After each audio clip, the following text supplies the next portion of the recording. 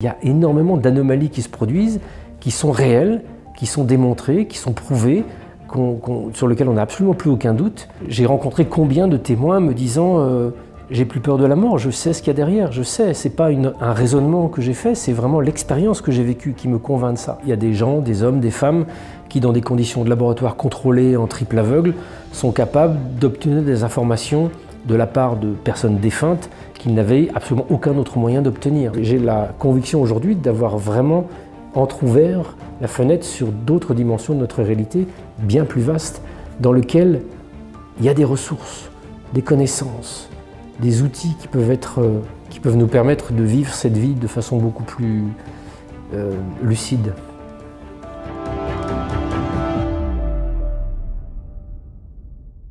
Bonjour Stéphane Alix. Bonjour. Merci d'avoir accepté notre invitation. Alors vous êtes journaliste, réalisateur et écrivain. Vous avez publié récemment le livre « La mort n'existe pas » aux éditions HarperCollins. Un ouvrage qui est le fruit de 15 ans d'enquête scientifique sur les phénomènes étranges autour de la mort, mais aussi de votre cheminement personnel et de vos expériences aux frontières de la vie.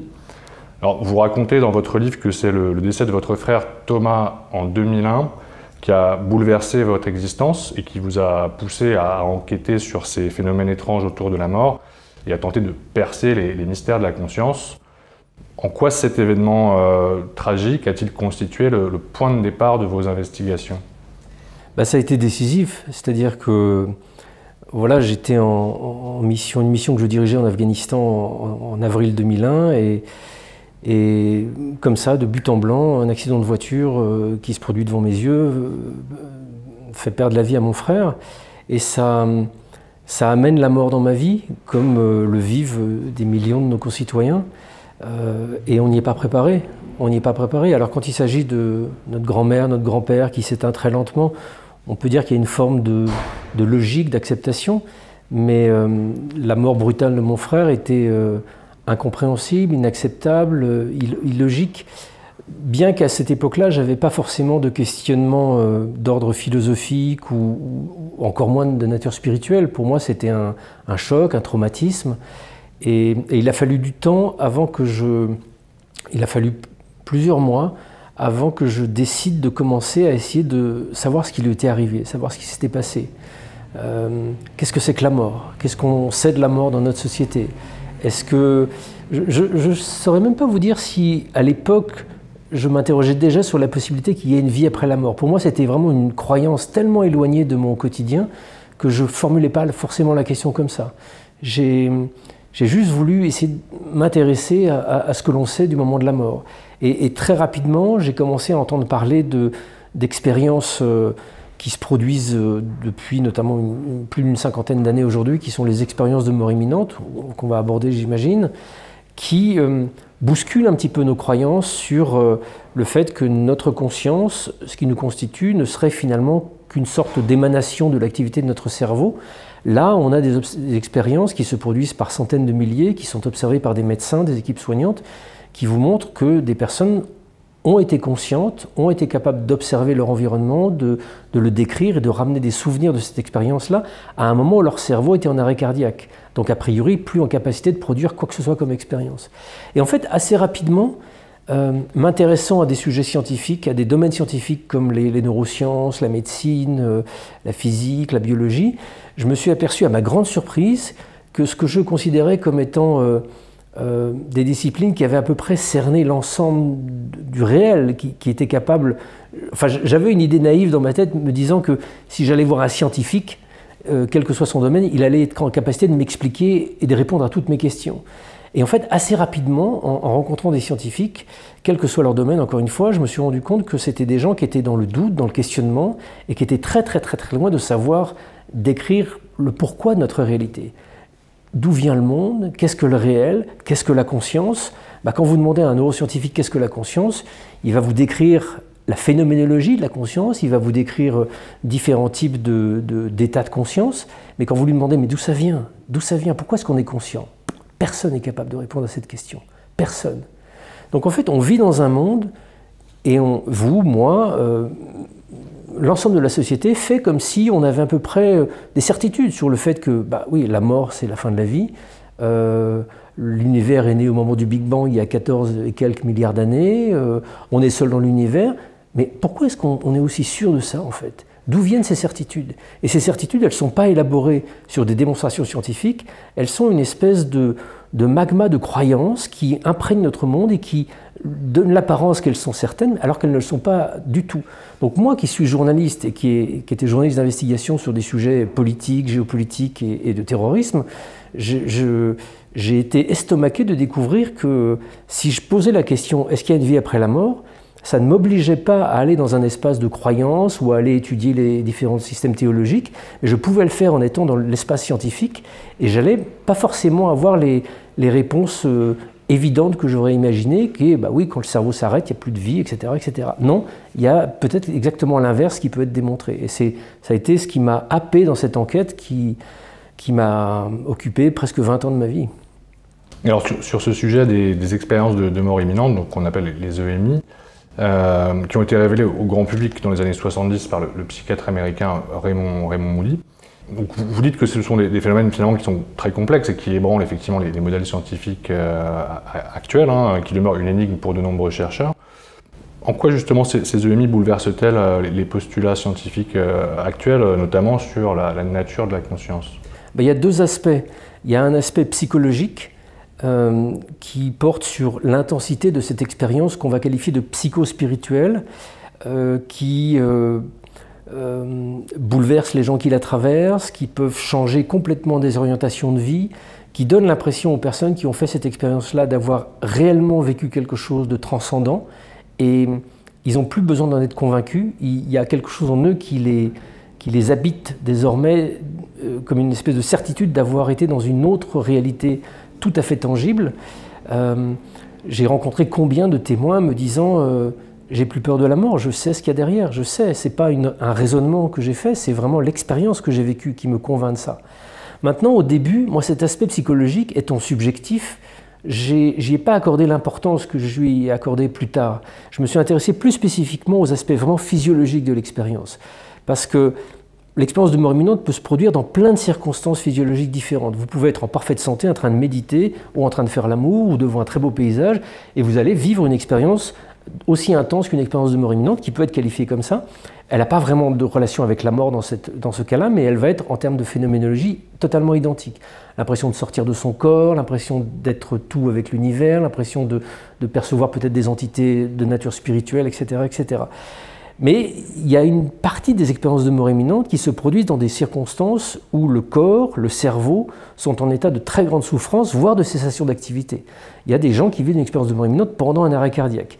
Et depuis un peu plus d'une quarantaine d'années, enfin presque une cinquantaine d'années maintenant, la médecine a développé des outils qui permettent de ramener des gens en arrêt cardiaque. C'est ce qu'on a vu dans l'urgence, vous savez, quand ils raniment des types. Et auparavant, quand on avait un arrêt cardiaque, on ne pouvait pas vous ramener, on mourait. Mais depuis 50 ans, on ramène beaucoup de gens d'arrêt cardiaque, des millions de gens depuis 50 ans, et à peu près 20% de ces personnes disent, plutôt que d'avoir été complètement inconscientes, avoir été au contraire extrêmement conscientes. Certains décrivent avoir été à l'extérieur de leur corps, par exemple dans un bloc opératoire au plafond en train de regarder la scène, ou alors happés dans un tunnel de lumière qui n'est pas vraiment une lumière, qui est plus une espèce d'état d'amour qu'ils ont extrêmement du mal à décrire. Mais au-delà des récits et des aspects transcendant, il y a aussi des éléments extrêmement vérifiables. Quand quelqu'un sur un bloc opératoire subit un certain nombre de procédures, est en arrêt cardiaque et vous dit moi j'étais au-dessus et puis j'ai vu le médecin faire ci, j'ai vu telle chose se passer à tel moment, et quand vous essayez de voir le compte-rendu de l'opération, vous apercevez qu'il s'est passé effectivement ce que la personne a décrit. Là, ça interroge vraiment. Et j'ai rencontré pas mal de chirurgiens ou de neurochirurgiens me dire extrêmement troublés. Parce qu'ils sont en train d'opérer quelqu'un, il est en arrêt cardiaque, ils savent précisément combien de temps a duré l'arrêt cardiaque, et que cette personne puisse être en capacité de ramener des souvenirs de cette expérience où a priori il aurait dû être complètement inconscient, bouleverse vraiment toutes les certitudes. Et c'est pas possible ça, c'est pas possible. Le cerveau, et ce que l'on sait aujourd'hui des états de conscience, c'est qu'il y a une corrélation qui existe entre cerveau et état de conscience. C'est-à-dire qu'en fonction des schémas d'activité de votre cerveau, vous allez montrer des états de conscience différents. Vous allez avoir un cerveau en activité différente pendant le sommeil et vous allez avoir un cerveau différent si vous êtes en transe, vous allez avoir un cerveau en activité différente si vous êtes ivre-mort parce que vous avez bu 1 litre de whisky. Donc on va être capable de corréler des états de conscience différents avec une activité cérébrale. Donc on s'est dit, bon, bah, a priori, s'il y a ces corrélations qui sont observables, ça veut dire que l'expérience de conscience, elle naît de ces activités cérébrales que l'on détecte. Sauf que ça pose problème avec les expériences de mort imminente, qui sont des expériences d'une très très grande intensité de conscience. Les témoins disent avoir été plus conscients qu'ils ne le sont là maintenant dans le moment de veille. Ils ont l'impression de percevoir plus de lumière, plus de couleurs, plus d'intensité de vie. Ils sortent de leur corps, bon, ce qui est un petit problème à expliquer, ça même pour quelqu'un qui n'est pas en état de conscience modifié. Ils perçoivent des personnes décédées, ils reçoivent des messages, ils peuvent voyager à distance, ramener des détails de ce qu'ils ont observé à distance, etc. À un moment, le cerveau, il est soit en souffrance majeure, parce qu'un arrêt cardiaque, ça ne conduit pas nécessairement à une arrêt total de l'activité cérébrale, mais ça conduit à une baisse sensible de son activité et de son oxygénation. Le cerveau, il a besoin de beaucoup d'oxygène pour fonctionner. Il consomme à peu près 20% de l'énergie de notre corps. Donc, dès qu'il y a un petit pet de travers, la circulation sanguine baisse, la pression sanguine baisse ou l'oxygénation du cerveau baisse, et là, vous perdez connaissance et vous n'avez plus capacité à produire des expériences. Et moi, les cas sur lesquels j'ai le plus enquêté et qui m'ont été le plus impressionnants, c'est vraiment les cas d'arrêt cardiaque, où là, on est dans une activité cérébrale proche de zéro, donc qui ne peut permettre absolument aucune activité. Et des cas comme ça, c'est pas, comment dirais-je, là j'ai fait mon métier de journaliste, je suis allé interroger les chercheurs, je suis allé interroger les médecins qui ont été témoins de ces expériences, je suis allé interroger les témoins eux-mêmes, j'ai lu des études, j'ai vraiment creusé la question pour savoir si les témoignages étaient vraiment solides. Parce que ça, en tant que journaliste, c'est la première chose que je vérifie. Est-ce que le type qui me raconte l'histoire, il l'a de première main, ou est-ce que c'est une histoire qui a été racontée 15 fois avant de m'arriver? Bon, bah, je suis allé directement aux témoins. Est-ce que les choses qui ont été rapportées par le témoin sont vraiment avérées? Est-ce que quand il dit être sorti de son corps et avoir vu telle chose dans le bloc opératoire, est-ce que c'est vraiment ce qui s'est passé? Est-ce que, je vous prends un exemple, un de mes amis est un des pionniers de la recherche sur les expériences de mort imminente, c'est un psychiatre américain qui s'appelle Bruce Greyson. Au début de sa recherche, il a reçu un patient qui lui a raconté que pendant une opération à cœur ouvert qu'il avait subie, il était sorti de son corps et il avait vu le chirurgien dans le bloc opératoire faire la poule. Alors Bruce lui a demandé « mais qu'est-ce que vous voulez dire par faire la poule ?» Et là, le patient dit bah, « je sais pas, il faisait comme ça dans le bloc opératoire, moi j'étais au plafond et je le voyais faire comme ça ». Et il se trouve que l'opération qu'avait subie cet homme s'était déroulée à l'hôpital de Charlottesville en Virginie, là où Bruce Greyson est médecin. Donc il connaissait le chirurgien qui était intervenu, il est allé le voir, et il lui a dit « mais j'ai un de vos patients là, qui a subi une opération à cœur ouvert par vous, et il m'a dit vous aurez fait faire la poule ».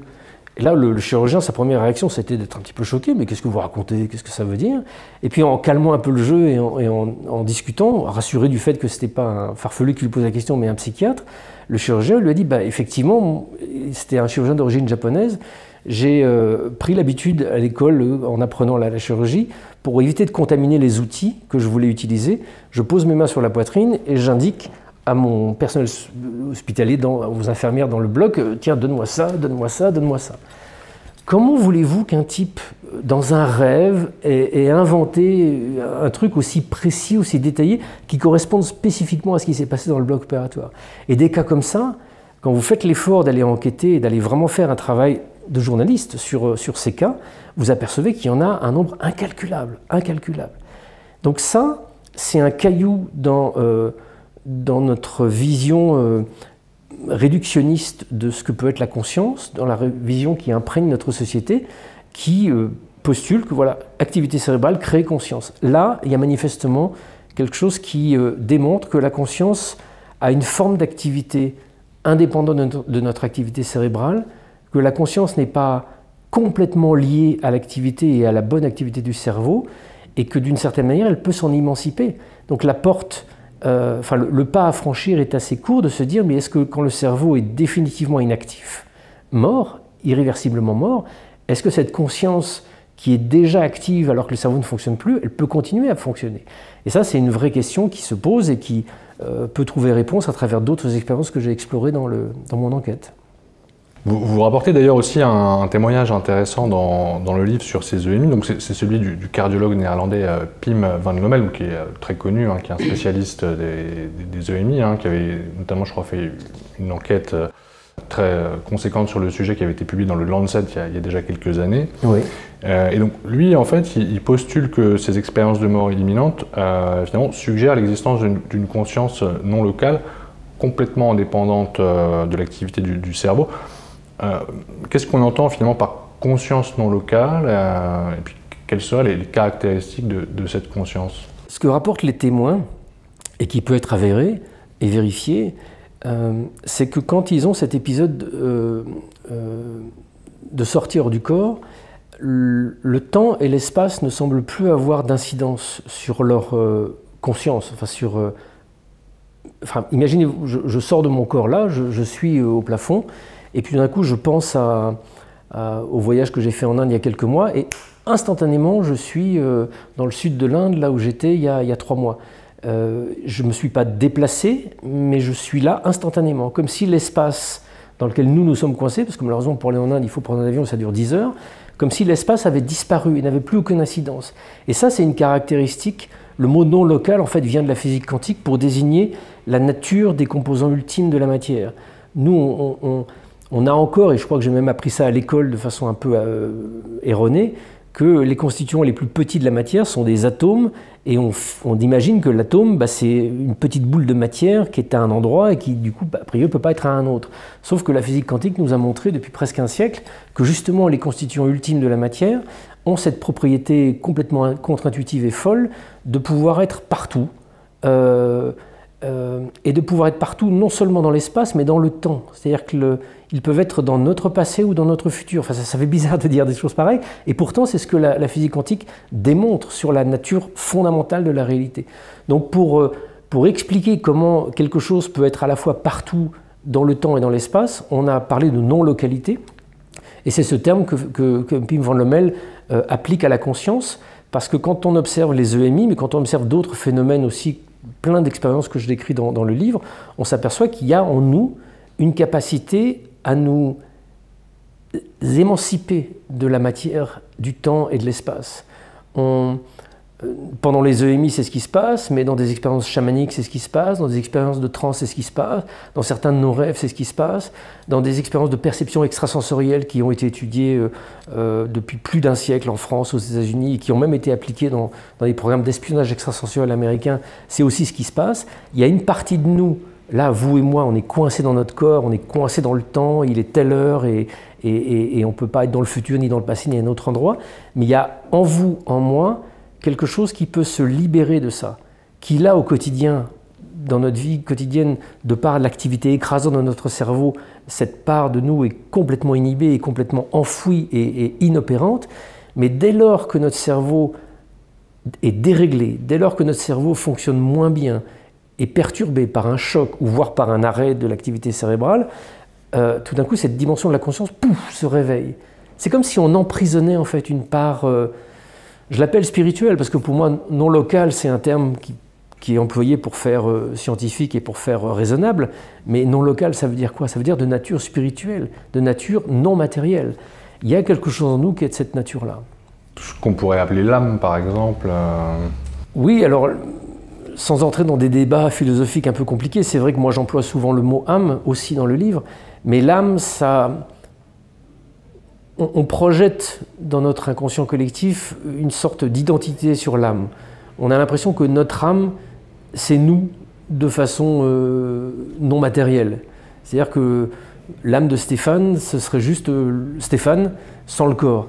Sauf que quand on entre dans des états modifiés de conscience, quand on entre dans ces espaces non locaux de la conscience, il y a une première chose qui se dissout assez rapidement, c'est justement l'identité. Et peut-être que notre âme, elle est plus forcément complètement identifiée à une temporalité, à une identité précise, mais elle est beaucoup plus vaste que ça. C'est d'ailleurs ce que racontent beaucoup de témoins d'expériences de mort imminente. Ils disent « J'avais l'impression de me réveiller quand je suis sorti de mon corps. J'avais l'impression d'être à nouveau moi-même, comme si dans le corps, qui a été le corps de ma vie jusqu'à maintenant, j'étais dans une prison, il y a un témoin qui me donnait l'image d'une combinaison de plongée quand il a dû revenir, enfin quand il a été réaspiré dans son corps après son expérience de mort imminente. Il était sur une table d'opération avec le foie en sale état, parce qu'il s'était tiré une balle à blanc dans la poitrine. Il m'a dit, j'ai eu l'impression de revenir dans une combinaison de plongée mouillée. Vous savez, quand vous devez remettre ça, c'est dur, c'est froid, c'est étriqué. Notre corps, en fait, visiblement, est une sorte de... Et ça, c'est ce que je mets en lumière aussi, notamment à travers les neurosciences. Notre corps, notre cerveau sont des sortes de forteresses cognitives qui nous enferment dans un champ extrêmement de ce que j'appelle la réalité par défaut. Et dès que vous sortez, soit par accident, soit volontairement, avec différentes techniques, soit au moment de la mort, pouf, vous sortez de cette petite réalité par défaut et vous réinvestissez une réalité qui est inaccessible à nos sens et même à notre conception, là, aujourd'hui, telle qu'on se parle. Oui, je crois qu'il y a d'ailleurs certains témoignages de gens qui ont fait des EMI qui expliquent qu'ils n'avaient pas envie de revenir, qu'ils étaient bien là où ils étaient et qu'ils auraient préféré y rester. Oui, c'est vrai que c'est des choses qui m'ont frappé. Je me souviens d'une maman qui avait vécu une expérience de mort imminente alors qu'elle avait 2 jeunes enfants. Et pendant l'expérience, c'est une maman qui adorait ses enfants, il n'y a aucun doute là-dessus, mais pendant l'expérience, elle avait l'impression de baigner dans une telle force d'amour, de félicité. On a du mal à concevoir ce que c'est que l'amour, parce que pour nous, l'amour, c'est ce qu'on va éprouver pour nos enfants, notre conjoint, c'est d'une certaine manière limité au regard de ce que les témoins décrivent comme étant l'amour, qui est presque un état d'harmonie, d'une transcendance folle. Cette maman disait, mais j'étais tellement bien, j'étais tellement à ma place, que je ne voulais pas revenir. Et je ne voyais aucun problème à laisser mes enfants. Non pas que l'amour dans lequel elle pénétrait était supérieur à l'amour qu'elle éprouvait pour ses enfants, mais d'un coup il y avait une sorte d'ordonnancement des choses qui rendait acceptable peut-être des choses inacceptables par ailleurs. Donc c'est pour ça que c'est vraiment difficile, et ça revient sur cet aspect psychologique que j'évoquais au début de notre entretien. Qu'est-ce que c'est que cette expérience, simplement en termes psychologiques, qui est aussi intense que ça? Quand vous faites un rêve, ou quand vous avez peur de mourir parce que vous avez un accident de voiture et que vous craignez que vous allez mourir et finalement il ne se passe rien, vous avez eu un choc, vous avez eu éventuellement un trauma, ça peut vous faire un peu réfléchir à la vie, mais ça ne va pas vous changer durablement comme le font les expériences de mort imminente. Je vous prends un exemple. Les premiers chercheurs qui ont publié des livres sur les expériences de mort imminente, Grayson, Kenneth Ring, se sont inquiétés à un moment, et Moody notamment, se sont inquiétés de dire, mais si on dit que la mort c'est tellement génial, parce que c'est ce que rapportent les témoins, est-ce qu'on ne va pas provoquer une vague de suicides? Tous les gens qui vont lire le livre vont dire, oh là c'est la lumière, c'est l'amour, on va se suicider, c'est super en fait. Pourquoi s'embêter ici? Donc ils ont eu l'idée d'aller interroger des gens ayant fait des tentatives de suicide et ayant vécu une expérience de mort imminente, pour voir ce qu'eux pourraient dire sur la nature de l'expérience et ce qu'ils en ont rapporté. Et fait étonnant, vous prenez une population de 100 personnes ayant fait une tentative de suicide sans expérience de mort imminente, vous allez avoir un taux de récidive que j'ai plus en tête, mais vous allez avoir un taux de récidive qui est quand même assez significatif. Vous prenez 100 personnes qui ont fait une tentative de suicide, qui ont vécu une expérience de mort imminente, 0 récidive. 0 récidive. Alors que voilà des gens qui ont attenté à leur vie parce que manifestement l'environnement, leur vie est trop difficile et ils n'ont plus l'énergie, la force de soutenir ça, donc ils mettent fin à leur vie, ils vont dans cet espace qui est un espace d'amour extraordinaire, ils reviennent, parce que ce n'était pas le moment, et ils ne refont pas la tentative. Et j'ai posé la question à certains de ces témoins-là, et ce qu'ils m'ont répondu, c'est qu'en même temps qu'effectivement ils pénètrent dans cet univers qui est rempli d'amour et d'extase, mais en même temps c'est comme si tout d'un coup ils pouvaient prendre un recul sur leur vie, et que des choses qui leur semblaient complètement sans espoir, avec les œillères que leur posait le corps, l'organisme et leur situation de vie dans cette réalité, avaient sauté et que tout d'un coup ils avaient une vision beaucoup plus large de la nature de l'existence, du pourquoi des épreuves qu'ils traversaient, et que ce sens beaucoup plus large de l'existence qu'ils ramènent avec eux leur redonne la force de continuer en fait cette vie qui peut à certains égards être difficile pour certains et certaines. Ça questionne beaucoup. Vous avez parlé aussi justement tout à l'heure des perceptions extrasensorielles, qui est effectivement un sujet que vous abordez aussi dans le livre. Alors, notamment la clairvoyance, qui est une perception sensorielle parmi d'autres, que les anglo-saxons appellent remote viewing. Donc nous on appelle ça clairvoyance ou vision à distance. Donc c'est une capacité qui permet de capter des informations en dehors des limites physiques du corps et des organes sensoriels, et qui a été étudiée, vous l'avez mentionné, par les services de renseignement américains dans les années 70. Je crois que ça s'appelait le projet 80, Stargate. 90. Ouais. Ça a duré à peu près ça, sur une vingtaine d'années. Oui. Est-ce que vous pouvez nous en dire un petit peu plus sur ces perceptions extrasensorielles et puis en quoi finalement elles alimentent cette hypothèse de l'existence d'une conscience non locale? Les perceptions extrasensorielles, elles sont catégorisées selon différentes terminologies. Il y a la télépathie, il y a la vision à distance, il y a la clairvoyance, il y a ce qu'on appelle la télékinésie, c'est-à-dire l'action même de l'esprit sur la matière. Mais en fait, toutes ces capacités, pour moi, elles rendent compte d'une seule et même réalité, de cette capacité non locale de notre conscience. Notre conscience, elle est, le cœur de notre conscience, qui n'est pas accessible ni à vous ni à moi en temps normal, elle n'est pas bloquée par le temps, elle n'est pas bloquée par l'espace. Donc d'une certaine manière, elle est déjà dans le futur, elle est dans le passé, elle est maintenant et elle est à l'autre bout de l'univers, elle est où on veut. Pourquoi est-ce qu'on n'est pas capable de capter des informations si notre conscience est capable d'autant de non-localité? C'est parce qu'on a un cerveau qui écrase tout et qui rend complètement inintelligible et qui fait disparaître ces perceptions qu'on qualifie d'extrasensorielles. Mais chez certaines personnes ou dans certaines circonstances, on peut être en capacité d'avoir un peu plus un peu moins de barrières, un peu moins de frontières entre nous et les autres, entre nous et le reste du monde. Curieusement, les liens d'amour entre personnes favorisent une plus grande porosité. Vous avez sûrement entendu parler, et je pense que beaucoup de gens qui nous regardent ont entendu parler de ça, des liens entre une maman et son enfant. On parle d'une maman qui va tout d'un coup sentir que son enfant est en danger, elle va dans la chambre, il est en train de s'étouffer avec le coussin. C'est pas un hasard, c'est pas une coïncidence, c'est des faits qui, quand ils ont été étudiés, montrent qu'il y a véritablement une forme de plus grande porosité de la maman à l'enfant. Mais ça veut dire quoi ça en fait? Ça veut dire quoi quand vous y réfléchissez? Quand le bébé est dans une pièce d'à côté qui ne fait pas de bruit, ça veut dire qu'il y a quelque chose qui émane du bébé, qui remplit beaucoup plus d'espace que simplement l'espace de son corps, et que cette dimension élargie de sa conscience, elle est aussi d'une certaine manière en pénétration de celle de sa maman, et qu'il y a de l'information qui passe. Et l'histoire du programme Stargate aux États-Unis est assez rigolote. Dans les années 70, au début des années 70, les Américains ont commencé à entendre parler de recherches sur les phénomènes psychiques que menaient les Russes. Ils se sont dit, bon, c'est des fadaises, mais ça serait bien qu'on étudie le phénomène pour pas se faire devancer et pour savoir comment contrecarrer leurs bêtises. Et en commençant à étudier le phénomène, et notamment le remote viewing, qui est une technique effectivement pour amplifier la clairvoyance et la vision à distance, ils sont aperçus que ça marchait. À tel point que c'est assez rapidement devenu un programme d'abord au sein du renseignement militaire américain, puis ensuite de la CIA, donc il y a eu plusieurs services conjoints.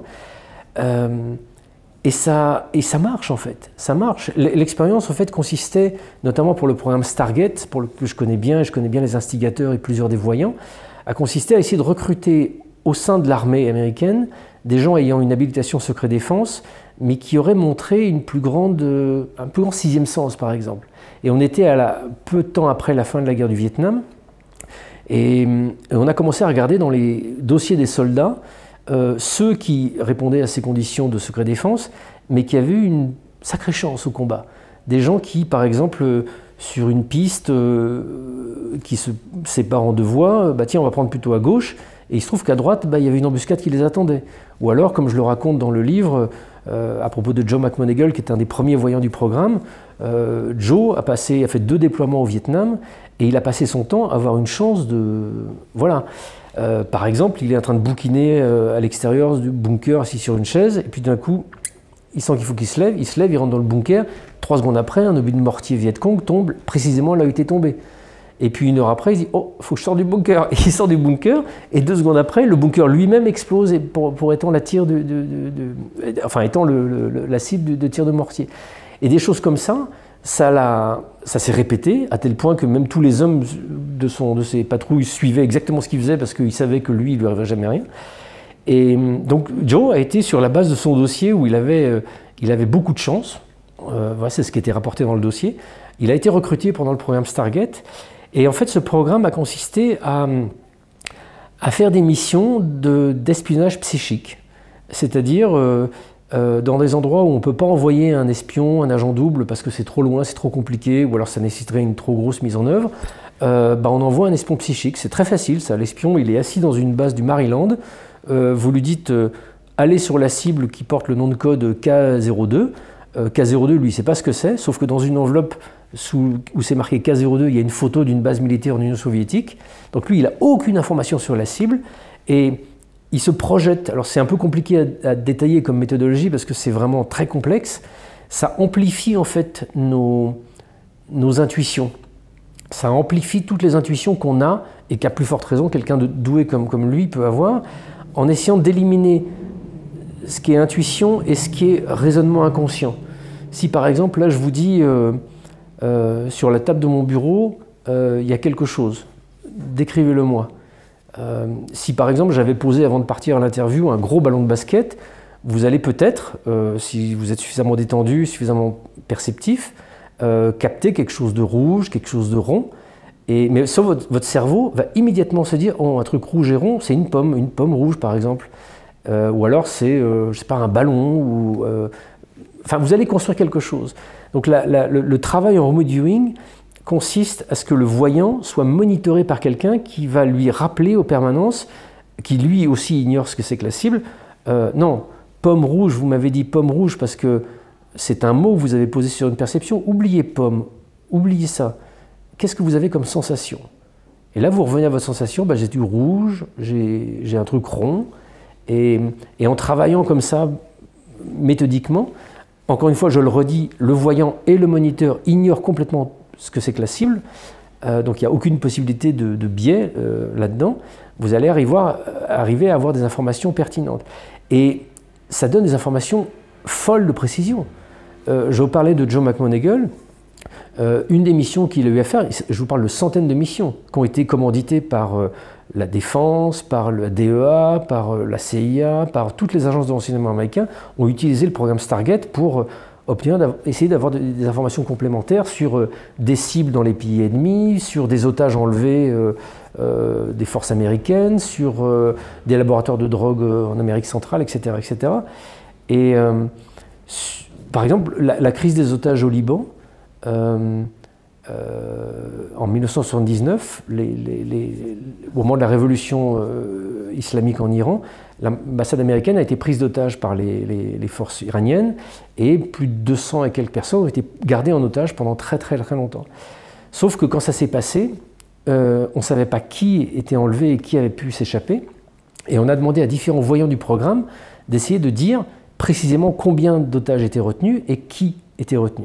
Donc ça a été un travail assez acharné, de longue haleine, et qui a permis de mettre en évidence l'identité de toutes les personnes enlevées, et puis notamment l'identité de 3 ou 4 personnes dont on ne savait pas qui c'était. Et au bout du compte, la CIA a dit bon, ça c'est nos gars, mais on ne le dit pas. Donc ils avaient même détecté des gens qui n'étaient pas sur les listes diplomatiques avec ces outils-là. Joe a fait un autre... je le cite dans le livre d'ailleurs... Il y a quelques années de ça, des étudiants pendant une conférence à l'université d'Emory aux États-Unis avaient demandé à Jimmy Carter quel est le souvenir le plus bizarre que vous ayez de votre présidence à la Maison-Blanche. Et Jimmy Carter a répondu, c'est une interview qui est disponible, dont je cite la source dans le livre, a répondu c'est le jour où il y a un avion espion russe qui s'est crashé au-dessus du Zaïre, et les Russes essayaient de récupérer leur avion, mais nous aussi on aurait bien aimé le récupérer parce qu'il y avait toute leur technologie qu'on aurait beaucoup aimé étudier. Et en fait, c'est un voyant du programme Stargate qui l'a retrouvé. C'est-à-dire que les voyants ont été mis devant devant rien, mais on a essayé, grâce à leur travail, de circonscrire une zone où l'avion aurait pu se crasher au Zaïre. Et le Zaïre, c'est quand même une forêt absolument gigantesque. Et grâce au travail de 3 voyants, on a pu circonscrire une zone de quelques kilomètres carrés sur laquelle des commandos américains ont été envoyés. Et en débarquant sur place, ils ont trouvé des villageois avec des bouts de métal qui venaient de récupérer l'avion. Ils ont pu récupérer l'épave comme ça. En fait, c'est ça que je trouve intéressant, notamment dans l'application du remote viewing dans le renseignement américain. Les chercheurs du renseignement, enfin les chercheurs, mais les officiers qui s'occupent du renseignement américain, ils en ont rien à faire, que ça existe ou pas, que le spirituel soit une réalité ou pas. Eux, ce qu'ils veulent savoir, c'est est-ce que ça marche ou est-ce que ça ne marche pas? Est-ce que ça peut être d'une aide opérationnelle ou pas? Est-ce que ça sert à quelque chose ou pas? Et c'est le cas, c'est le cas. Ce service a été actif pendant des décennies. Il y a peut-être des bébés de ce service qui continuent à travailler aujourd'hui. C'est pas magique, mais ça marche. Ça permet d'obtenir des éléments de confirmation, des éléments d'information que vous n'avez aucun moyen d'obtenir autrement. Et ça en a fait la preuve. Les différents, tous les ans, le programme Stargate était réévalué par une commission du Congrès pour le refinancer l'année suivante. Donc chaque année, il faisait l'objet d'évaluations sur les résultats qu'ils avaient obtenus dans l'année précédente. Et chaque année, des outils statistiques, des outils extrêmement élaborés pour valider la réalité et l'efficacité de ce programme ont mis en évidence son efficacité, ont permis la reconduction des budgets. Je cite également les travaux des recherches qui ont été faites sur ce dossier qui montrent que ça marche, quoi. Ça marche, c'est une réalité. Et ça, voilà, un journaliste comme vous et moi peut avoir, avant que je m'intéresse à ces questions-là, beaucoup d'a priori, en disant ouais, non, ça m'intéresse pas, ça n'a aucune espèce d'importance, mais quelqu'un qui est en charge de la sécurité de notre pays, lui, il essaie juste simplement d'utiliser les outils à sa disposition, même si c'est des outils extrêmement bizarres, mais qui ont fait le preuve de leur efficacité. Donc pour moi, le remote viewing, c'est un des éléments de preuve les plus étayés, les plus détaillés, les plus étudiés, qui montrent et qui démontrent cette part non locale de notre conscience qui échappe au temps et à l'espace. Vous faites d'ailleurs un lien entre les différents types de perceptions sensorielles, dont la vision à distance, et puis l'intuition aussi, hein, l'intuition de l'être humain, qui constitue pour vous finalement la faculté aussi hein, qui sous-tend toutes ces perceptions. Ah mais pas que pour moi. Descartes lui-même décrit l'intuition comme étant de la captation d'informations hors du raisonnement. Ce n'est pas du raisonnement, l'intuition, c'est autre chose. Et nous, dans notre monde, encore une fois, on ne sait pas trop ce qu'on désigne par intuition. Et souvent, on emploie ça, on dit d'un neurologue ou d'un radiologue qu'il a beaucoup d'intuition parce qu'il a réussi à détecter une tumeur sur une radio où il n'y avait pas grand-chose, où on ne voyait rien. Non, ce n'est pas de l'intuition, c'est de l'habitude acquise, c'est du raisonnement inconscient.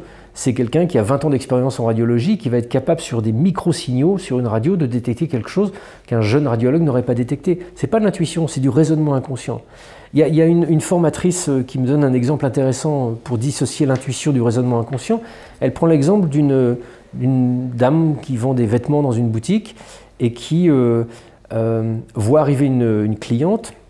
Et en regardant la cliente, elle se dit « Ouh, je suis sûr que cette dame-là, elle va m'acheter la petite robe rouge que j'ai mis dans les rayons tout à l'heure. » Et puis la dame fait son tour, et puis voit la robe rouge, et elle se dit « Oh, génial, je l'achète. » Et la vendeuse, après, elle se dit « Oh là, j'ai vraiment de l'intuition, c'est génial, je savais qu'elle allait m'acheter la robe rouge. » C'est pas de l'intuition.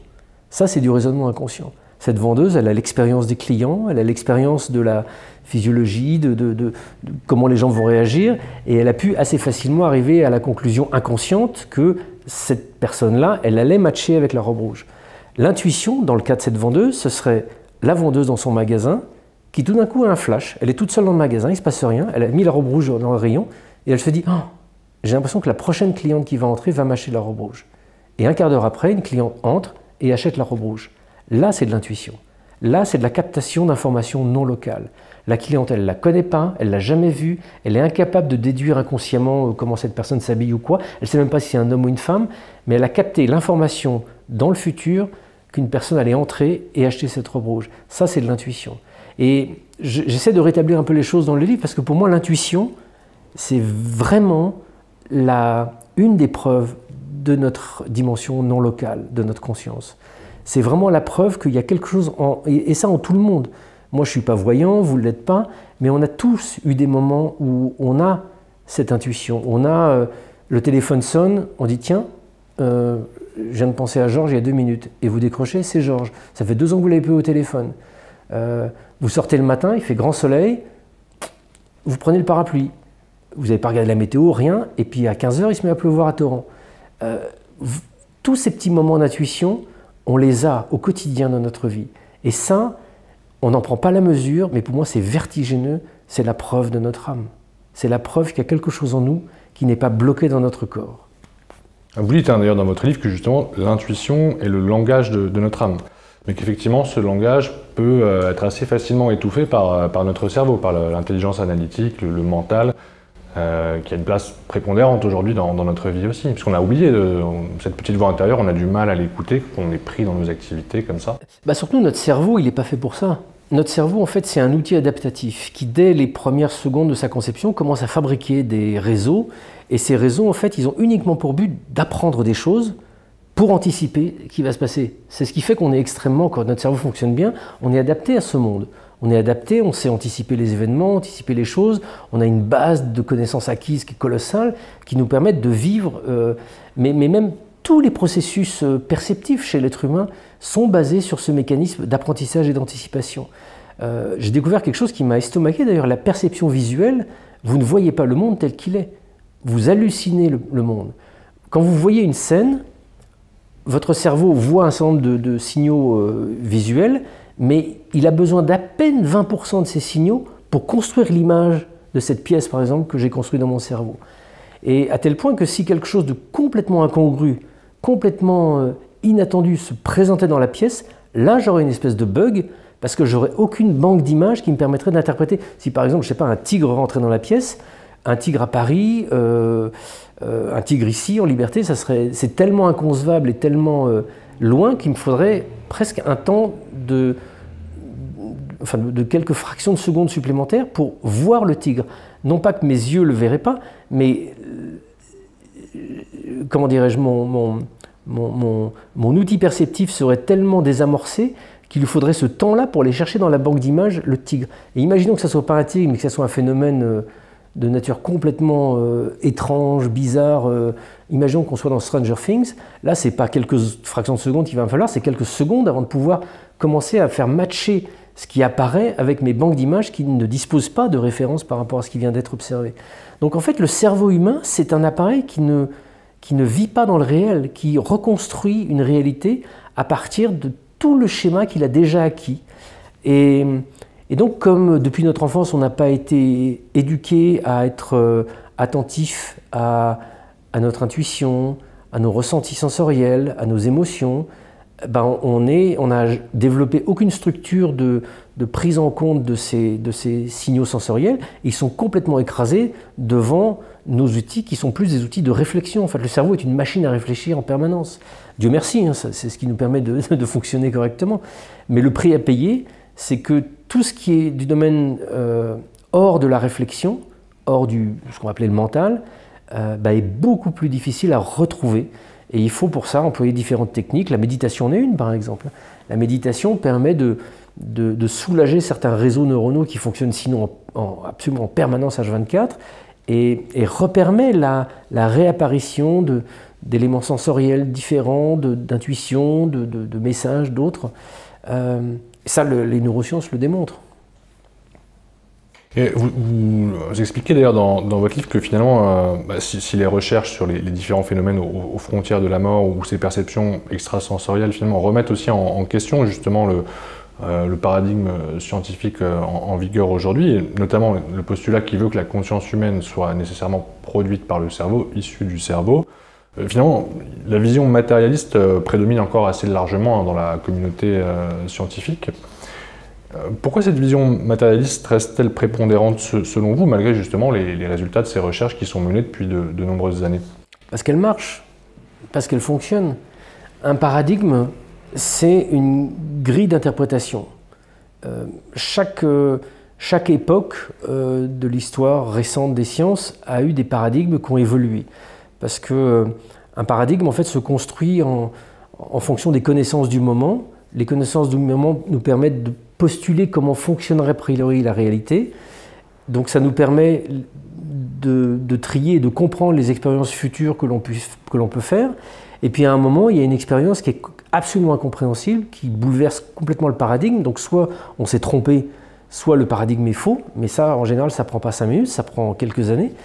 Et par exemple, quand Max Planck, il y a un peu plus d'un siècle, a commencé à faire des expériences sur le rayonnement lumineux et qu'il a observé des choses qu'il ne pouvait pas observer parce que le paradigme disait mais c'est pas possible, il observait la lumière se déplacer par petits paquets. Je grossis énormément, je synthétise énormément l'expérience, mais il faisait une expérience où il essayait d'observer le rayonnement et il a observé que le rayonnement était par petits morceaux, comme si la lumière se déplaçait par petits morceaux, alors que théoriquement il aurait dû voir un faisceau continu. Donc il s'est dit je me suis trompé, donc il refait l'expérience, il réobserve la même chose, et au bout d'un moment, c'est là où ça différencie les génies de beaucoup d'autres gens, il s'est dit c'est mon modèle qui est faux, parce que ce que j'observe, je l'ai vérifié dans tous les sens, c'est juste. Et la lumière qui se déplace par petits paquets, et petits paquets on a appelé ça les quantas, et ça a été les prémices du développement de ce qu'on connaît aujourd'hui sous le nom de physique quantique. Et donc l'histoire des sciences évolue en permanence. On n'est jamais dans une, contrairement à ce que je croyais moi, et ce qu'on croit la plupart d'entre nous, on n'est jamais dans un monde où la science nous donne à peu près une vision totale de la réalité. On a tout compris. On a une grille d'interprétation qui marche bien. Et puis, jusqu'au moment où il y a des choses qui ne marchent plus. Des expériences qu'on observe, des expériences que l'on tente qui nous donnent des résultats incompréhensibles et des anomalies. Et au bout d'un moment, ces anomalies, elles nous conduisent naturellement à changer de paradigme, à le faire évoluer. Mais pour changer de paradigme, il faut qu'il y ait une nouvelle théorie qui permette de construire ce paradigme. Et le problème que l'on vit actuellement, et ça s'étale depuis quand même pas mal de décennies, c'est qu'on a ces anomalies, on les observe, les expériences de mort imminente sont une anomalie, le remote viewing, c'est une anomalie, la médiumnité, c'est une anomalie, ces gens qui prétendent communiquer avec l'au-delà, etc., etc., etc. Des anomalies, il y en a quand même en pagaille, mais on n'a pas de théorie. On ne peut pas expliquer ça. On n'a pas encore de modèle qui nous permette de comprendre comment on pourrait définir la non-localité de la conscience. Mais ce n'est pas surprenant. La physique quantique elle-même, elle est en contradiction avec la physique de la relativité générale, et pourtant, elle marche aussi. On a en ce moment deux modèles de physique que tout oppose, qui sont inconciliables et qui pourtant décrivent et sont tous les deux justes. Donc pour moi, ce n'est pas surprenant qu'on n'ait pas non plus de capacité à modéliser une théorie de la conscience. Il y a des neuroscientifiques qui s'y essayent, beaucoup de gens s'y essayent, c'est absolument passionnant et ça vaudra des prix Nobel en pagaille à ceux qui découvriront, mais on n'a pas de théorie. Donc pour l'instant, quelques scientifiques dans différents domaines travaillent sur ces anomalies, essaient de les prendre en compte et essaient de modéliser des théories, notamment des théories de la conscience qui intègrent ces anomalies qu'on observe. Et puis beaucoup d'autres se disent « ça ne m'intéresse pas, moi mon boulot c'est de faire autre chose, moi je suis neurochirurgien, je m'intéresse juste à réparer le cerveau des gens, donc voilà, je ne m'intéresse pas de savoir d'où vient la conscience. » Et ces grandes idées et théories philosophiques, ils les laissent à d'autres. Et ils continuent à vivre avec un modèle qu'on appelle matérialiste, qui postule en fait que toute chose a une cause, et toute cause provoque un effet. Il n'y a rien d'autre dans notre monde qui puisse fonctionner autre que dans cette relation de cause à effet. Pourtant, la physique quantique nous montre le contraire. Mais voilà. Et donc on vit dans cette période de transition qui commence à être un peu longue, hein, je le reconnais. La physique quantique, ça fait plus d'un siècle, donc ça fait quand même un siècle qu'on vit dans cette période de transition avec de plus en plus d'anomalies. Mais j'observe, moi, depuis quelques années, je vois les changements même dans les très très grands noms des neurosciences qui aujourd'hui reconnaissent que la théorie en vigueur actuellement, qui est de postuler que le cerveau fabrique la conscience exactement comme le foie fabrique de la bile, c'est pas possible, ça marche plus. Et là, je vous parle pas de scientifiques un peu illuminés, un peu New Age ou quoi, je vous parle de gens qui dirigent les plus grands laboratoires du monde, qui vous disent non, effectivement, ça matche pas, ça matche pas. Un cerveau matériel qui fabrique une expérience subjective, c'est pas possible, il y a quelque chose d'autre. Donc ils savent pas quoi, on cherche, et moi je trouve ça passionnant ce moment dans lequel on vit, parce que justement, moi mon travail de journaliste consiste à aller voir ces anomalies. Est-ce qu'elles sont réelles? Est-ce qu'on ne s'est pas trompé? Et effectivement, de faire ce travail d'investigation tel que je le fais depuis presque 20 ans, permet de montrer qu'il y a énormément d'anomalies qui se produisent, qui sont réelles, qui sont démontrées, qui sont prouvées, sur lesquelles on n'a absolument plus aucun doute. Mais voilà, où ça va derrière, ça reste le mystère, quoi. Vous avez évoqué d'ailleurs la médiumnité, qui est effectivement aussi un autre sujet d'enquête dont vous parlez dans le livre. Vous avez interrogé plusieurs médiums, je crois. Vous avez soumis à un protocole rigoureux pour vérifier finalement qu'ils avaient bien la capacité de communiquer avec des personnes décédées. Alors, quel est un peu le résultat de vos recherches sur la médiumnité? Est-ce que cette capacité existe vraiment? Oui, j'ai fait des recherches dessus, mais j'ai aussi travaillé avec les chercheurs, notamment aux États-Unis, qui essaient d'objectiver cette capacité extrasensorielle. Et aujourd'hui, voilà, les résultats sont incontestables. Il y a des gens, des hommes, des femmes, qui, dans des conditions de laboratoire contrôlées en triple aveugle, sont capables d'obtenir des informations de la part de personnes défuntes qu'ils n'avaient absolument aucun autre moyen d'obtenir. Donc, si je dois résumer à l'extrême, soit ils les ont obtenus d'une façon extrasensorielle, dans une forme de voyance, en captant ces informations qui seraient là dans une sorte de cloud autour de nous, soit ils ont vraiment été en interaction avec des entités défuntes qui leur ont transmis ces informations-là. Et quand on affine un peu les recherches, quand on va questionner ces médiums sur leur ressenti, leur expérience d'une séance de médiumnité, la balance penche plus vers la communication avec des entités défuntes, parce qu'il y a une notion d'interaction. Je prends un exemple. Si je vous demande là de vous rappeler le petit déjeuner que vous avez pris ce matin, vous allez avoir une image statique de vous en train de prendre votre petit déjeuner. Vous allez peut-être vous voir, ou voir simplement la table, ou voir ce que vous avez dans la main. Mais à aucun moment, il y a quelque chose qui va intervenir dans votre vision pour vous dire « Non, non, tu n'as pas pris du café, tu as pris du chocolat ». C'est un souvenir statique. La voyance, une perception extrasensorielle, c'est une forme de souvenir statique. Si par exemple, j'essaie de deviner s'il y a un défunt qui marche dans la rue, je vais peut-être capter... enfin non, je vais prendre un autre exemple. Non, je vais raconter une histoire, c'est mieux. Je me souviens d'une séance, vous savez que les médiums, il y en a un certain nombre en France, qui font ce qu'on appelle des séances de médiumnité publique. C'est-à-dire qu'ils sont devant une salle de 50, 100, 200 personnes, des gens souvent en deuil, qui apportent une photo de leur défunt, et le médium essaie de communiquer avec le défunt. Souvent, c'est assez vague. Enfin, souvent. Il arrive que ça soit assez vague. C'est-à-dire, ouais, je vois une personne avec les cheveux blancs, je vois des choses qui pourraient s'appliquer à n'importe qui. Donc pour moi, c'est pas très très probant. Mais il arrive aussi parfois, comme d'ailleurs en séance privée ou dans les laboratoires quand c'est étudié, que les informations soient extrêmement précises. Et là, inexplicables par un autre biais.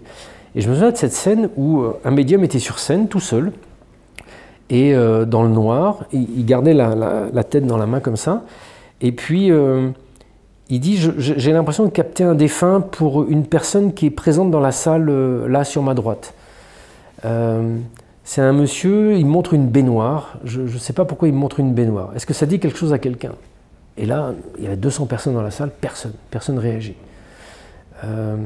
Donc le médium reste dessus, il dit « Mais vous êtes sûr? Parce que le défunt insiste. » Alors bon, c'est sa façon d'interpréter ce qu'il capte. Le défunt insiste, personne réagit. Moi, je suis médium, je me trompe comme ça, mais je ne fais pas le malin, je passe à autre chose. Donc c'est ce que le médium fait. Il dit, bon, bah, si personne réagit, je vais essayer de voir s'il y a un autre défunt. Donc là, tout d'un coup, il capte quelqu'un d'autre.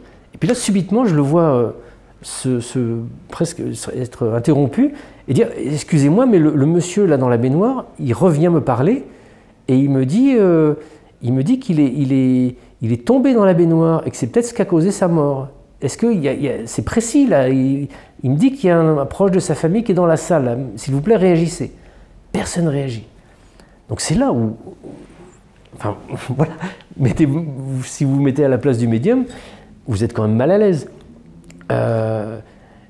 Et s'il insiste, il y a quelque chose qui se passe.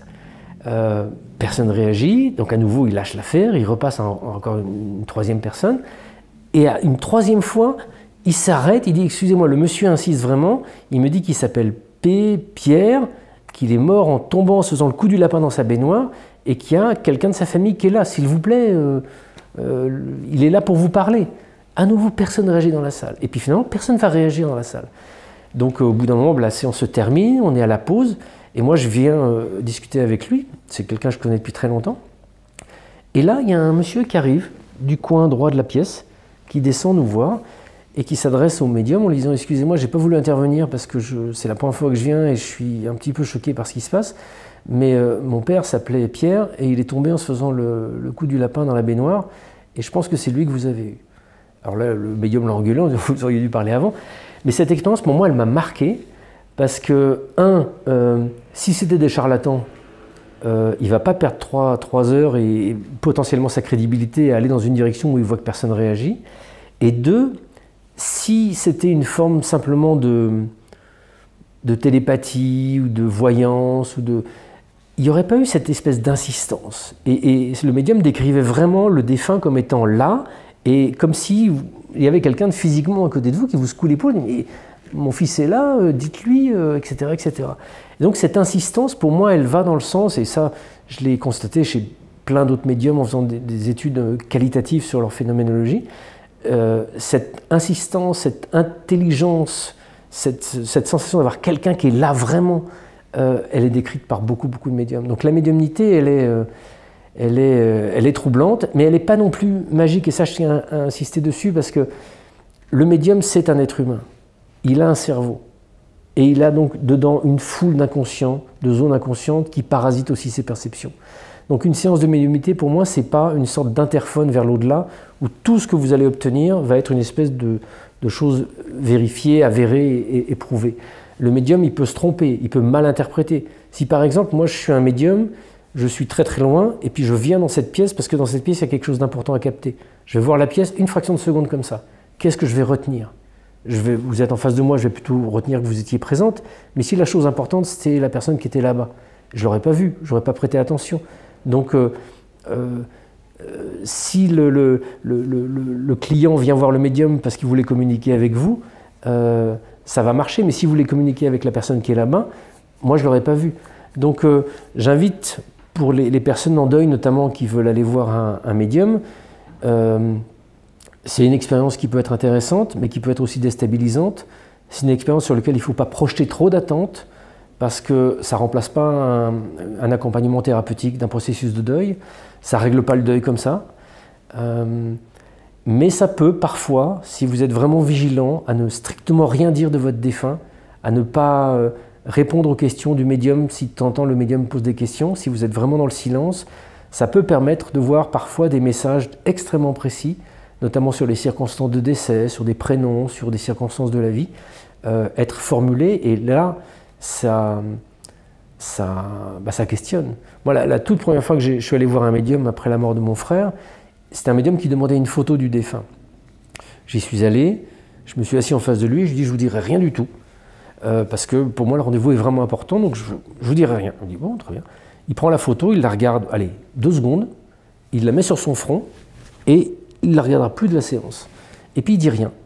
Il dit rien pendant 1 minute, 2 minutes, 3 minutes. Et puis au bout de 3 minutes, il a un choc, il me dit « Oh, j'ai un choc à la tête là ». Et puis j'entends un frôlement de tôle de voiture. C'est un accident de voiture, il est mort d'un accident de voiture. Mon frère a été tué dans un accident de voiture d'un choc à la tête. Bon, coïncidence.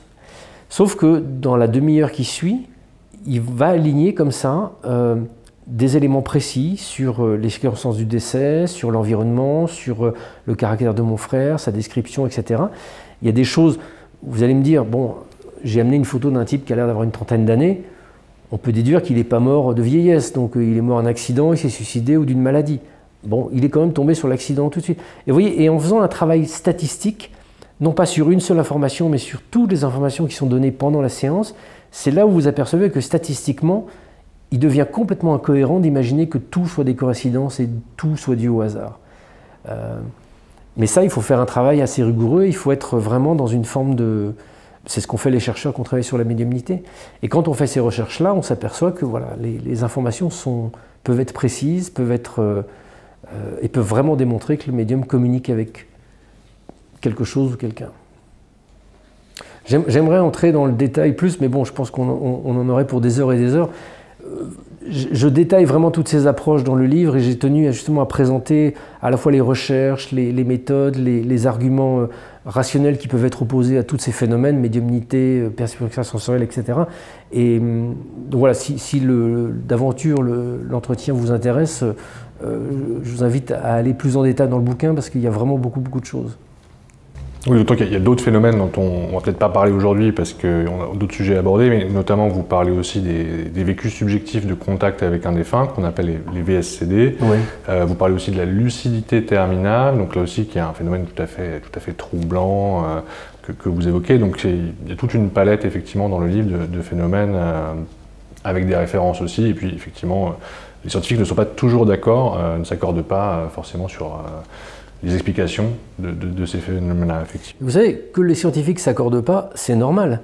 C'est la nature même de la science. C'est ce que vous dites dans le livre, c'est-à-dire que le doute est constitutif finalement de la science. Exactement.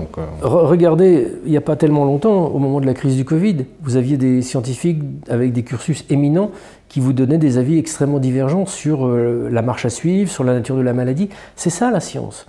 La science, ce n'est pas une espèce de citadelle qui tout d'un coup serait d'accord sur l'ensemble d'un phénomène. Il y a des consensus, mais ne serait-ce que les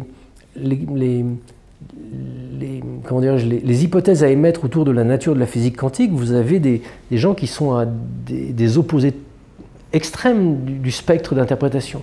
Vous avez certains physiciens, comme Olivier Costa de Beauregard par exemple, qui sont dans une interprétation complètement spirituelle en se nourrissant notamment de traditions indiennes qui vous décrivent ce que la physique quantique décrit aujourd'hui, mais ils le décrivaient il y a des années, il y a des millénaires, pardon. Donc vous avez des physiciens pour qui la physique quantique démontre la nature spirituelle de notre réalité, et puis vous en avez d'autres un peu au milieu qui sont plutôt dans une vision kantienne du phénomène, en disant que le réel ne peut pas être connu, on est dans une forme derrière un voile, on est dans un monde de phénomènes qui n'est pas et qu'il est impossible d'aller à l'origine de ces phénomènes et de connaître la source. Et puis vous en avez d'autres qui sont encore beaucoup plus pragmatiques et pour qui ces questions philosophiques n'ont aucune importance. Donc c'est ça le monde scientifique. Moi, avec beaucoup de naïveté, n'étant pas de formation scientifique, quand j'ai commencé à enquêter sur ces phénomènes, je me disais, si un phénomène est réel, il va y avoir un consensus total dessus. Et en fait, ce n'est pas le cas. Et ce n'est pas parce qu'il n'y a pas un consensus sur ce que c'est que la conscience, sur la nature des expériences de mort imminente, qu'elles sont fausses. C'est juste parce que la science fonctionne comme ça. Alors, vous évoquez la spiritualité à travers les Védas notamment, vous en parlez dans le livre, vous dites d'ailleurs que finalement ce sujet de la nature de la conscience est tellement vaste, tellement complexe et profond qu'il nécessite aussi finalement une approche pluridisciplinaire pour essayer de mieux l'appréhender. Et vous évoquez notamment les enseignements spirituels qui intègrent d'ailleurs généralement cette conception dont on a parlé d'une conscience non locale. Alors quels sont les éclairages justement que ces enseignements spirituels peuvent nous apporter en quoi la spiritualité peut-elle enrichir notre compréhension et voire compléter les avancées de la science? Les différentes traditions spirituelles, et notamment les plus anciennes, la plus ancienne étant le chamanisme, et ensuite vous avez eu effectivement les Védas qui remontent à plusieurs millénaires, et puis plein d'autres traditions, elles s'accordent tous sur le fait que nous ne sommes pas dans le réel, nous ne sommes pas dans un monde réel, nous sommes dans un monde, je reprends la définition de Kant, nous sommes dans un monde de phénomènes. Nous sommes, ou ce que Platon disait, nous sommes au fond d'une grotte, on voit des ombres se projeter sur la grotte, on prend ces ombres pour le monde réel, alors que le monde réel, il est à l'extérieur de la grotte, et on ne le voit pas, et on ne peut pas y accéder. Donc cette notion qui est vraiment présente sous des formes très différentes et qui amène à des conclusions différentes en fonction des croyances religieuses, elle est quand même commune à l'ensemble des traditions spirituelles ancestrales. Et à ce stade, assez rapidement en fait dans mon enquête, j'ai presque par accident, j'ai pu découvrir notamment la tradition chamanique en partant en Amazonie d'une façon un peu naïve. Cette expérimentation a duré 15 ans en parallèle de mon travail d'enquête ici. J'ai fait 15 ans de voyages réguliers en Amazonie et ailleurs pour induire des états de conscience modifiés et aller moi-même dans ces espaces dits spirituels que décrivent les chamans. Et c'est ce que je partage dans le livre. Alors c'est difficilement réductible en quelques phrases, mais j'ai acquis la conviction, expérience après expérience, de vraiment pénétrer dans d'autres niveaux de notre réalité. Vous dites d'ailleurs dans le livre justement que finalement la plupart des traditions spirituelles visent en fait à nous permettre d'avoir une meilleure connaissance de nous-mêmes, en nous libérant des illusions, non pas finalement pour des raisons morales, mais pour nous connecter de façon durable à notre nature profonde, puis pour retrouver aussi le chemin vers notre âme en fait. Oui, c'est vrai que Vous dites dans votre livre, nous sommes des êtres spirituels vivant une expérience matérielle finalement. C'est ça, mais c'est ce que Arthur Koestler avait intitulé un de ses livres, Les Somnambules, dans lequel il décrit ça. On est des somnambules. C'est pas un jugement moral, c'est pas une faute. C'est que la nature de notre vie incarnée dans ce corps va conduire à une forme d'annihilation de notre dimension plus large de notre conscience. Notre cerveau, il nous enferme dans un personnage, dans une identité.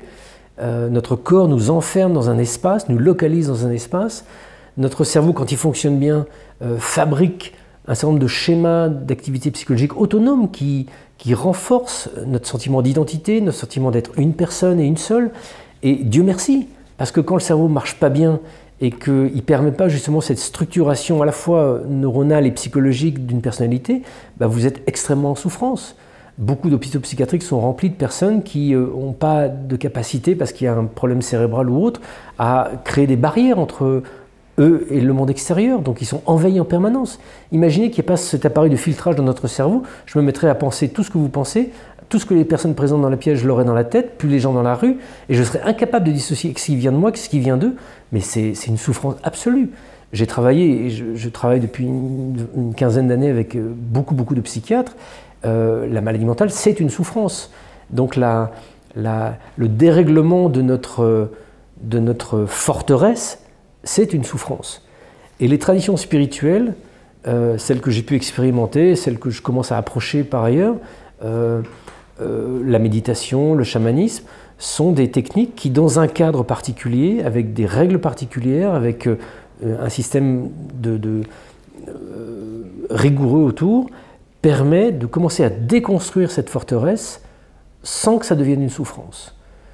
J'ai la conviction aujourd'hui d'avoir vraiment entrouvert la fenêtre sur d'autres dimensions de notre réalité, bien plus vastes, dans lesquelles il y a des ressources, des connaissances, des outils qui peuvent nous permettre de vivre cette vie de façon beaucoup plus lucide. Dès lors qu'on est confronté à la maladie, au deuil, à des choses qui sont compliquées à vivre dans notre existence, quand on a extrait le spirituel de tout. Oui, parce que vous soulignez aussi finalement que la société moderne a tendance à produire finalement des êtres très rationnels et qui accordent beaucoup d'importance à la quête de biens matériels aussi, puis à la satisfaction de plaisirs éphémères, et qui tournent quand même plutôt leur attention vers l'extérieur que vers l'intérieur, ce qui peut générer aussi un sentiment de vide spirituel finalement. Moi, je suis rationnel. Pour moi, qualifier de société rationnelle une société qui exclut toutes ces anomalies, qui ne veut pas en entendre parler, qui continue à faire comme si tout ça rien n'existe, c'est pas rationnel, c'est totalement irrationnel. Moi, dans ma démarche journalistique, je me fais fort de me qualifier de rationnel. Je suis rationnel dans l'abord de ces questions, de ces sujets. La rationalité, elle est dans l'ouverture d'esprit, elle est dans la considération de tout ce qu'on observe et qu'on ne peut pas expliquer. Elle n'est pas dans le refus systématique des trucs parce qu'on dit « oh c'est bizarre, oh c'est paranormal, oh ça ne m'intéresse pas ». Non, ça c'est juste du déni, des croyances et l'entretien de sa petite prison cognitive pour des raisons plus psychologiques que raisonnées en fait. Et effectivement, on vit dans un... Mais bon, ça c'est un sujet qui touche à la sociologie, à la politique, à des millions de choses. On vit dans un monde qui a jeté le bébé spirituel avec l'eau du bain religieux, en fait. On a voulu se débarrasser du poids du religieux, et c'est vrai que le poids du religieux, il est quand même extrêmement sclérosant sur notre planète aujourd'hui. Sauf que le religieux, c'est ce que les hommes ont fait d'une expérience spirituelle. L'expérience spirituelle, elle est intime, elle est entre l'être humain et l'espace transcendant. Sauf que beaucoup de religions ont développé des interprétations, des dogmes, et que ces interprétations, ces dogmes, qui ont dû répondre aussi peut-être à des contraintes politiques à certains moments, l'ont été par des hommes qui n'ont pas eu l'expérience spirituelle des fondateurs ou des initiateurs ou des grands mystiques de ces courants. Donc c'est juste pour eux une espèce d'interprétation de ce qu'ils croient avoir compris du truc.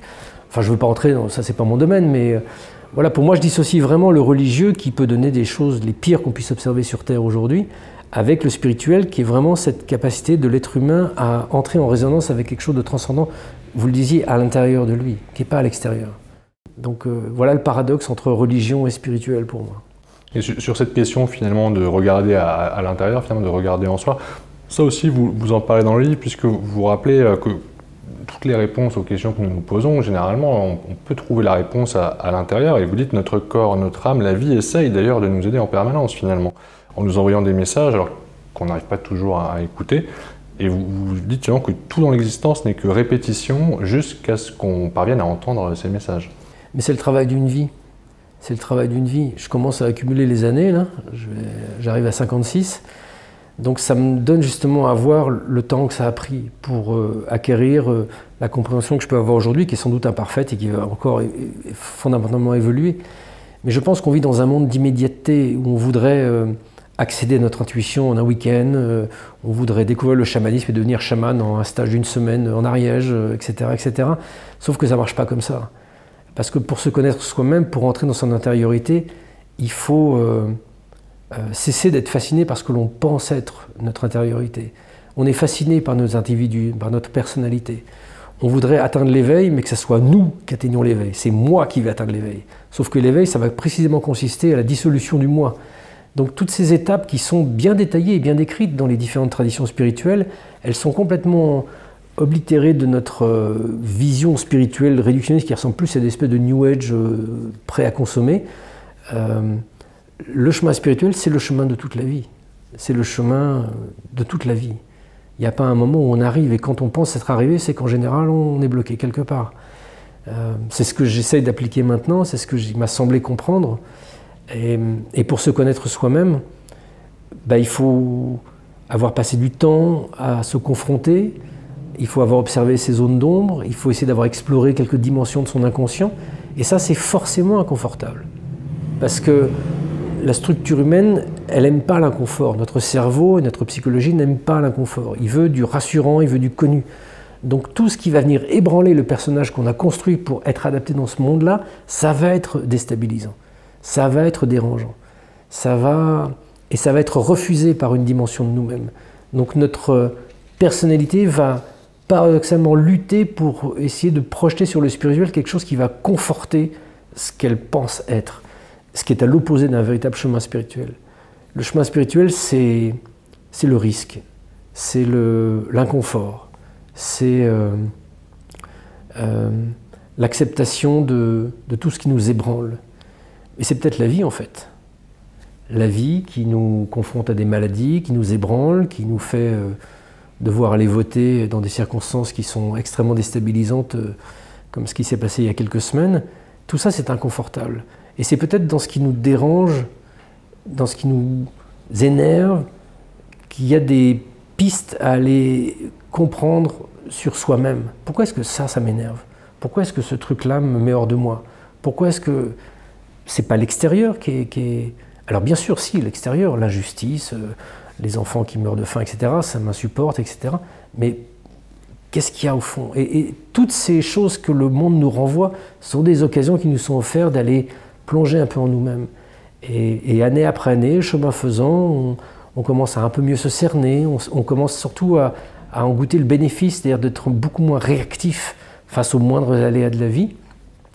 Et plus on arrive à dissocier le personnage qui joue ces différents rôles avec quelque chose qui est de nature beaucoup plus essentielle, de nature spirituelle au cœur de nous-mêmes, moins on est esclave de ces dimensions de notre personnage, de ces dimensions psychologiques. Mais ça, je crois que Laurent Gounel le détaille très très bien dans un de ses ouvrages, la propension de l'être humain à se fabriquer des personnalités et à penser que lui, il est bon et que les autres ne sont pas bons. C'est marrant. Parce que vous dites qu'il faut aussi accueillir une forme de vulnérabilité, que c'est important justement pour éroder aussi l'emprise exercée par notre ego. Ben oui, parce que si on est... L'ego et notre structure de personnalité, qui est encore une fois pas un gros mot, qui est une forteresse qui nous protège et qui nous permet de vivre, si on ne la remet pas en question et on n'accepte pas qu'elle puisse être vulnérable, on ne se rend pas compte que c'est une armure. On a l'impression que c'est nous-mêmes.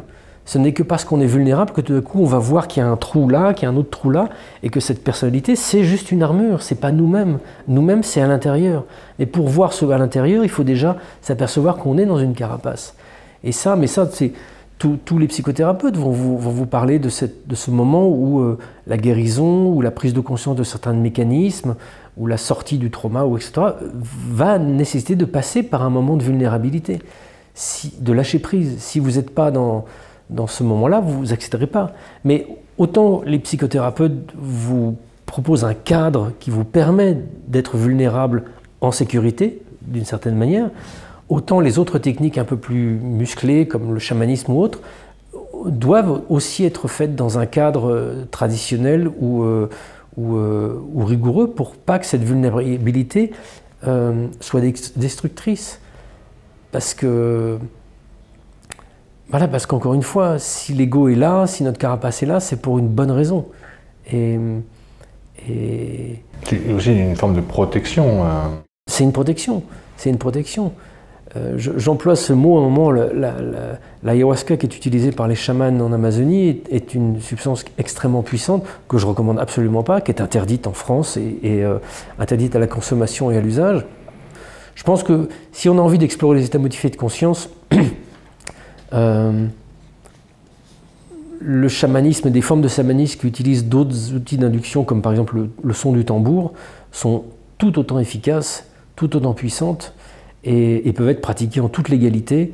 L'hypnose, la méditation, voilà, les psychothérapies aujourd'hui s'inspirent de plein de techniques psychocorporelles qui permettent justement de vivre des expériences comme ça, très fortes, qui peuvent être importantes dans des parcours de cheminement thérapeutique par exemple. Et donc il n'y a pas besoin du tout d'aller prendre des risques avec des trucs bizarres au fin fond de l'Amazonie pour vivre ce type d'expérience-là et retrouver cette porte à ce petit quelque chose qui est au cœur de nous. Et ça, vous le dites aussi, en fait, vous faites le lien entre cette carapace mentale finalement très forte que vous aviez construite et des abus que vous avez subis pendant l'enfance. On comprend aussi que c'est peut-être ça qui vous a poussé à expérimenter une fois adulte ces méthodes que vous décrivez qui sont assez violentes quand même, enfin en tout cas et aujourd'hui vous dites que maintenant voilà, vous faites aussi de la méditation, vous êtes passé à la méditation et vous dites que c'est finalement une pratique aussi qui est quand même beaucoup plus douce, plus pérenne pour déconnecter l'ego, faire l'expérience de notre conscience fondamentale et puis initier une transformation intérieure mais qui sera aussi beaucoup plus durable justement.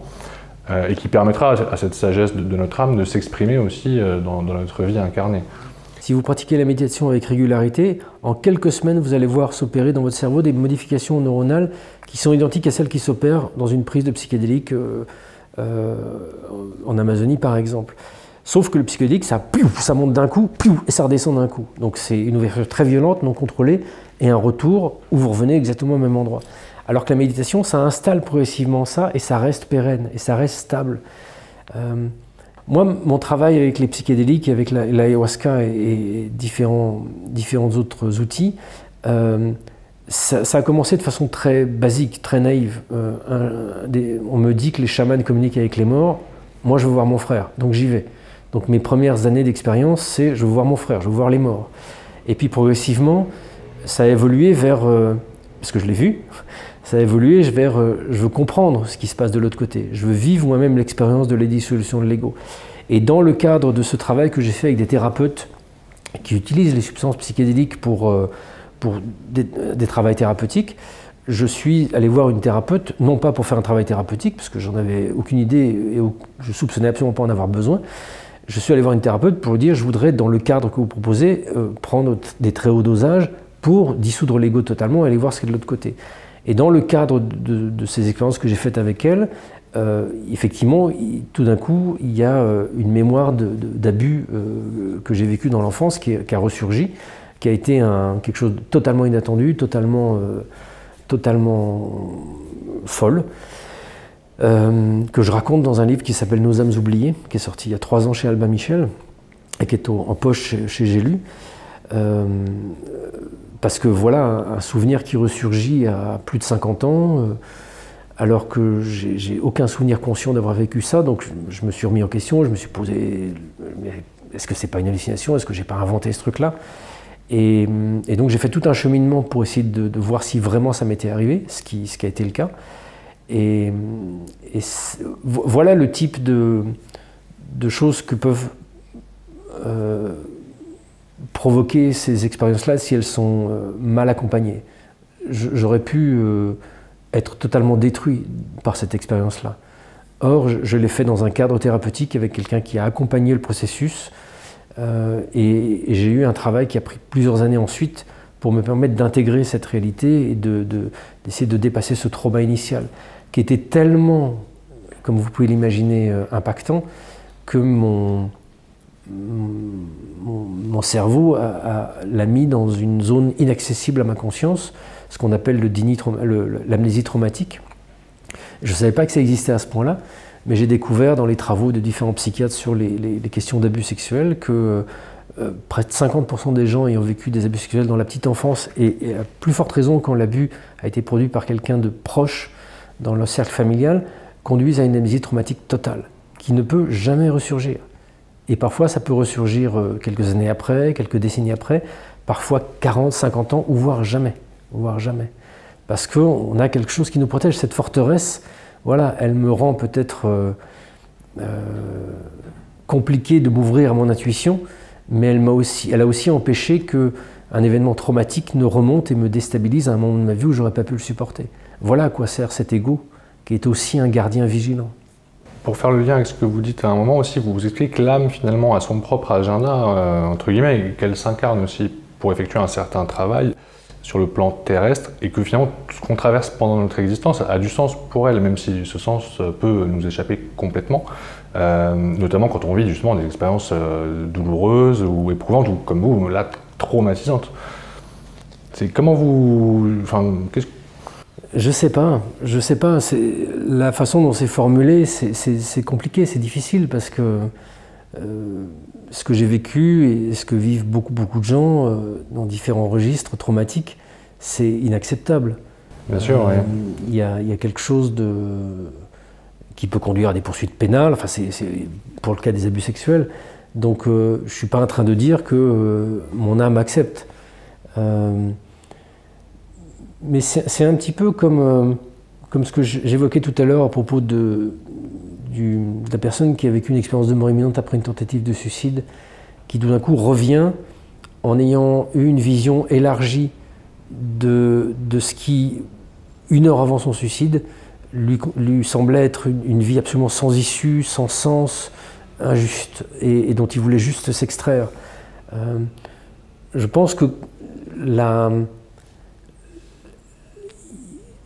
dans certaines de ces expériences, on peut avoir ce recul, ou en méditation par exemple, et ça ne rend pas les événements qu'on traverse acceptables, cool, et pas injustes, mais ça permet peut-être que l'identification émotionnelle se distancie un tout petit peu. Ce qui se passe dans un travail de deuil, par exemple, moi j'ai rencontré beaucoup de parents qui, des années après la porte de leur petit garçon, leur petite fille, sont pas en train de vous dire que leur âme avait choisi ou que tout ça est juste, mais de par le cheminement spirituel qu'ils ont eu, il y a une forme de distanciation avec l'émotion insupportable qui est celle d'avoir perdu un enfant, qui leur permettent de déployer la vie d'une manière différente. J'ai en mémoire des mamans qui m'ont dit des choses qui m'ont vraiment laissé sans voix, tellement c'est impressionnant. Mais là, j'essaie d'être attentif aux mots que j'emploie parce qu'on peut très vite partir dans une vision un peu angélique qui n'est absolument pas celle que j'essaie de défendre. Mais souvent, la vie, on ne voit que ça de notre vie. On ne voit que ça. Et s'ouvrir à son âme, c'est permettre d'élargir un tout petit peu le champ de ce qu'on perçoit. Et ça donne du sens à certaines choses, ça permet d'accepter sans qu'on comprenne pourquoi d'autres choses. Vous voyez, moi j'ai cherché pendant longtemps pourquoi mon frère est mort à 30 ans. Je n'ai pas trouvé la réponse, mais il y a quelque chose de profondément apaisé maintenant en moi par rapport à sa mort qui est là. Et je ne saurais pas vous mettre en mots pourquoi. Je ne saurais pas. Mais il y a de la paix qui est venue. Et je pense qu'en définitive, on n'a pas les réponses. Il y a des questions philosophiques qui sont peut-être un peu réductrices, ou des questions qui sont mal posées, ou ou des visions des choses qui peuvent être mal comprises. Je pense que le cheminement qui a été le mien m'a permis aujourd'hui d'être dans une très très grande paix par rapport à des choses difficiles, comme celles que j'ai vécues, comme la mort de proches, et sans que je puisse vous expliquer pourquoi. Mais cette paix, elle est là. Et c'est aussi ce que j'ai essayé de partager dans ce livre. Et dire peut-être pour conclure, si vous deviez retenir peut-être une chose en particulier de ces 15 années d'enquête et d'expérience personnelle, quelle serait-elle? Quel est pour vous peut-être le message le plus important à retenir de vos recherches? Ouais, il y a beaucoup de choses.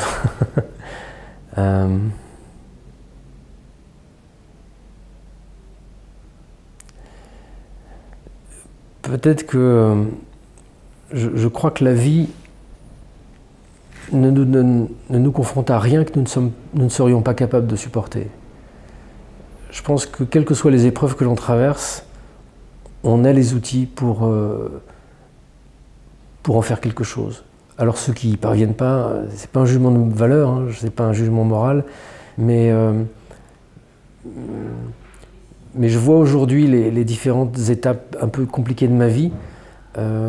Je vois ce que ça m'a...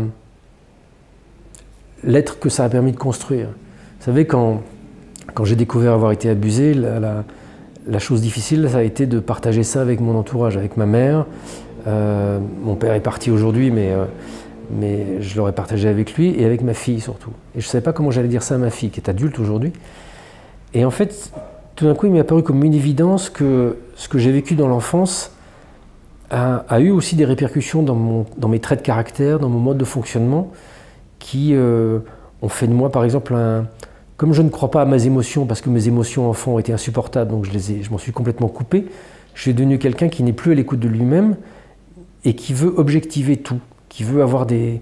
Donc ça vous paraît peut-être idiot ce que je veux dire, mais ça m'a rendu bon journaliste, parce que je ne crois pas ce que je ressens, je ne crois pas ce qu'on me dit si je ne peux pas le démontrer, donc je suis extrêmement exigeant, et dans le métier de journaliste qui a été le mien, ça m'a rendu voilà, peut-être plus efficace.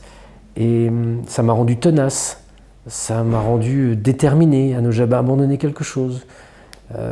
Donc les événements difficiles que j'ai pu vivre dans ma vie, que ce soit ça dans l'enfance ou que ce soit la mort de mon frère ou d'autres, ça a été des blessures, ça a été des douleurs, ça a été de la souffrance qui est encore là parfois, mais ça a eu aussi des impacts sur l'être que je suis. Et j'ai l'impression aujourd'hui que d'une certaine manière, je suis quelqu'un de plus lucide et de plus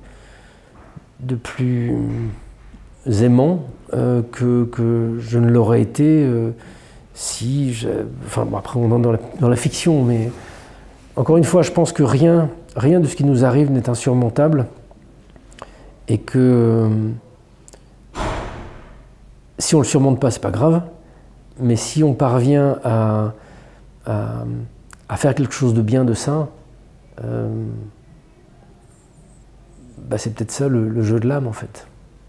Je suis un peu maladroit, je ne sais pas trop comment répondre à cette question parce que là on sort du registre journaliste et j'ai peut-être du mal à formuler ce que je ressens, mais voilà, j'espère que ça sera suffisamment éclairant peut-être.